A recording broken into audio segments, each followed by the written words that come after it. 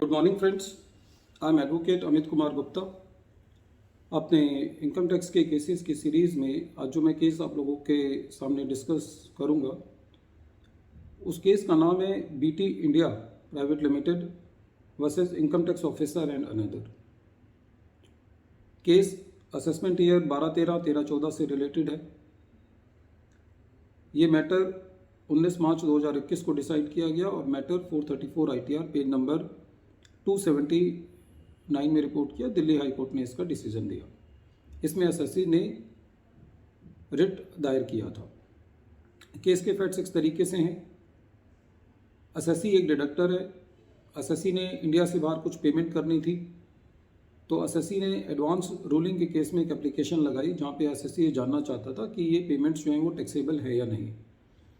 2015 में एप्लीकेशन लगाई और डिपार्टमेंट एडवांस रूलिंग ने उस एप्लीकेशन पे कोई भी अपना डिसीजन नहीं दिया। एसएससी को पेमेंट्स करनी थी। SSC over a period of time करीबन 80-90% जितनी भी पेमेंट करनी थी एसएससी कर चुका था। डिपार्टमेंट ने एसएससी को शो कोज नोटिस दिया कि आपने टीडीएस नहीं काटा और एसएससी को एसएससी इन डिफ़ॉल्ट का नोटिस दिया। तो एसएससी जो है वो इस शो कोज नोटिस के लिए दिल्ली हाई कोर्ट रिट के द्वारा गया। डिपार्टमेंट का ये कहना था कि अभी तो खाली शो कोज नोटिस ही दिया गया है, कोई डिमांड नहीं रेज की गई है, इसलिए एसएससी की रिट जो है वो मेंटेन नहीं की जानी चाहिए।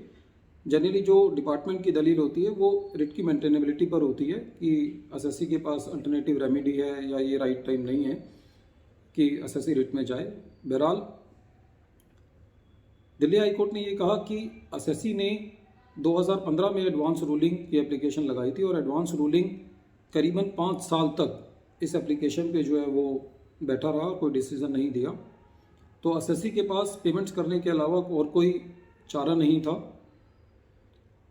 और दिल्ली हाई कोर्ट में रिट एडमिट की गई और डिपार्टमेंट को ये दिशा निर्देश दिए गए कि ये जो शोकोज नोटिस दिया गया है आप इस पे दोबारा विचार करिए और आप पहले ये देखें कि क्या जो पेमेंट्स एसएससी ने की है वो जुरिस्डिक्शन के अंदर है कि आप उस पर टैक्स ले भी सकते हैं या नहीं ले सकते। क्योंकि एसएससी की मेन जो प्ली थी वो ये थी कि बिना जुरिस्डिक्शन के जो है वो आप टैक्स कलेक्ट नहीं कर सकते, क्योंकि एसएससी एडवांस रूलिंग में था। एडवांस रूलिंग के अंदर डिसीजन नहीं आया था, तो कोर्ट ने ये कहा कि आप पहले ये तय करें कि क्या ये पेमेंट्स जो है वो टैक्सेबल है या नहीं और उसी के बाद जो है अपना फैसला सुनाएं। और ये कहा कि यदि आप कोई ऐसा निष्कर्ष पे पहुंचते हैं जो कि एसएससी के विरोध में है, उसके अगेंस्ट है, तो आप उसके ऊपर 4 हफ्ते तक बहुत ज़्यादा एक्शन नहीं लेंगे। और ये भी कहा कि यदि आपको ऐसा लगता है कि एडवांस रूलिंग का फैसला पहले आना चाहिए तो आपको एडवांस रूलिंग के फैसले का भी इंतज़ार करना है। फ्रेंड्स, ये केस को डिस्कस करने का जो मेन कारण है वो ये है कि इससे हमको डिपार्टमेंट की उदासीनता के बारे में पता चलता है। एसएससी के पास जो एक राइट था या एसएससी के पास जो रिकोर्स था उसके तहत एसएससी जो है वो एडवांस रूलिंग में चला गया। डिपार्टमेंट 3-3, 4-4 साल उस पर एक्शन नहीं लेता। एसएससी का बिजनेस सफ़र करता है, उसको बिजनेस डिसीजंस लेने होते हैं बिजनेस अर्जेंसीज के को कंसीडर करते हुए, और उसके बाद भी यदि एसएससी रिट में जाता है तो उसको कोर्ट्स के पास भी यही एक ऑप्शन बचता है कि वो ये डिसीजन दें कि आप एज़ पर द लॉ आप करें। लेकिन इससे इस सारी प्रोसेस में एसएससी के लिए जो लिटिगेशन की कॉस्ट बढ़ती है और जो उसका बिजनेस का जो वैल्यूएबल टाइम है जो ख़राब होता है, उसकी कोई कॉस्टिंग नहीं है और वो इरिवोकेबल लॉस है।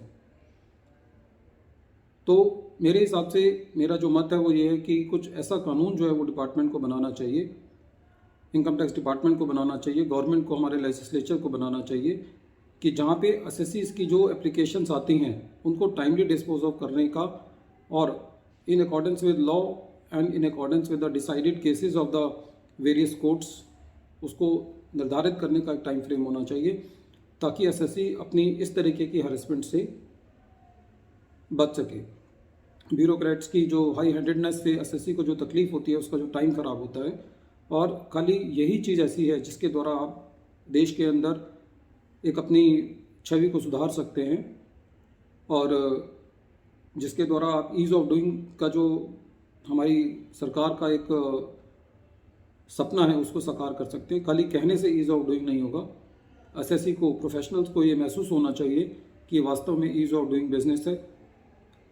हमारे देश में एक दुर्भाग्य की बात है कि 1 जून 2021 के बाद आज तक इतनी बड़ी कंपनी को इतना बड़ा ठेका दिया गया, करीबन 4,500 करोड़ रुपए का, और उसके बाद भी आज उसके अंदर हमारी वेबसाइट, जिसकी वजह से करोड़ों रुपए का प्रोफेशनल्स का नुकसान, टाइम, एनर्जी, चार्टर्ड अकाउंटेंट्स, बड़े बड़े एडवोकेट्स जो हैं वो एक ऐसी एक टनल में चले गए हैं जिसकी वजह से उनका टाइम नुकसान हो रहा है।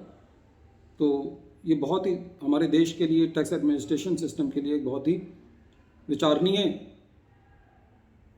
पॉइंट है जिसके ऊपर बहुत स्ट्रिक्टनेस से ध्यान दिया जाना चाहिए।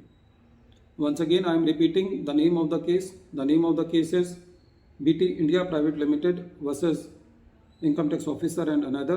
And this case has been reported in 434 ITR at page number 279. And this case is decided on 19 मार्च 2021। ये केस 19 मार्च 2021 को डिसाइड किया गया। Thank you friends.